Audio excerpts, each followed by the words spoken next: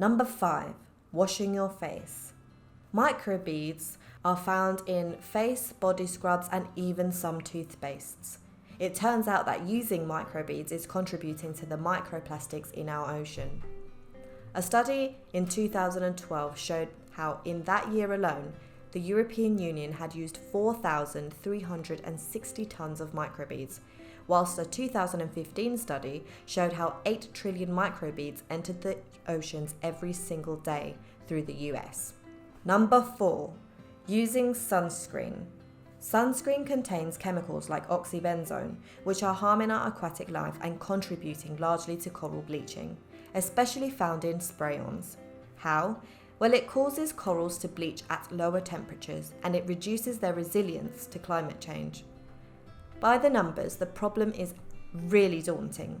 14,000 tons of sunscreen are thought to wash into the oceans each year. 82,000 chemicals from personal care products may be tainting the seas. About 80% of corals in the Caribbean have been lost in the last 50 years due to pollution, coastal development, and warming waters. And it's not just affecting the Caribbean corals, it's affecting corals all around the world. Number 3, using unsustainable palm oil. This causes deforestation, habitats being lost, and endangering of many species like orangutans, tigers, elephants, and rhinos. A 2016 Greenpeace report found that in Indonesia alone, palm oil has led to the loss of 31 million hectares of trees. More than 76 million acres. That's an area equivalent to the entire country of Germany. You don't think this applies to you? Well, I was shocked when I realised how many products are used on a daily basis which contain palm oil.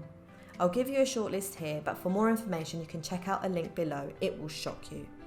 Palm oil is in lipstick, shampoo, detergent, pizza dough, Insta noodles, ice cream, margarine, chocolate, cookies, biodiesel, soap, and packaged bread. Number 2, fast fashion and throwaway culture. This is essentially buying things from clothes, food, and those bits and bobs you didn't really need but thought you must have. Buying new clothes is a tricky one because I know we all love to go shopping, buy new things, a new outfit for a party, a special event, a whole new wardrobe for a holiday, or just because there are new things and new trends and it's nice to keep up. And it's that retail therapy attitude. And I admit I'm working on this one because I really need to step back and see the damage that fast fashion is causing. It's a matter of what is the right thing to do and knowing when it's enough. According to some sources, textile dyeing for colours is the second largest polluter of clean water globally. 3/4 of Britons throw away unwanted clothing rather than donating or recycling it. Polyester is the most popular fabric used for fashion. I bet you're wearing some now. Well, when polyester garments are washed, they shed microfibers that add to the increasing levels of plastic in our ocean. These microfibers are so minute that they can easily pass through sewage, wastewater treatment plants, and into our waterways. But because they don't biodegrade, they represent a serious threat to aquatic life. Small creatures such as plankton eat the microfibers, which then make their way up to the food chain to fish and shellfish eaten by us, humans. If that's not enough, cotton growing, for our jeans for example, requires such high levels of water and pesticides to prevent crop failure. If this figure on screen doesn't shock you or seem very important to you, well, let me tell you this. This industry has already caused such a disastrous impact. For example, the Aral Sea between Kazakhstan and Uzbekistan has basically totally disappeared thanks to the irrigation of water for the cotton fields in order to produce clothes for us. For more information about this, there's a really interesting documentary by the BBC called Fashion's Dirty Secret. If you can find it and watch it, I really recommend it. It's an eye-opener. Moving on. Have you noticed that when we buy food items, or any item really, the packaging is mostly plastic? A water bottle, plastic. cereal in a plastic bag within a box, fruit and veg wrapped in plastic, chocolate bar wrapped in plastic, sweets wrapped in plastic, meat and fish wrapped in plastic, plastic bags to put your shopping into. The list is endless. A plastic with a single use or purpose, which you could argue that you could recycle, but many of these plastics are not actually being recycled.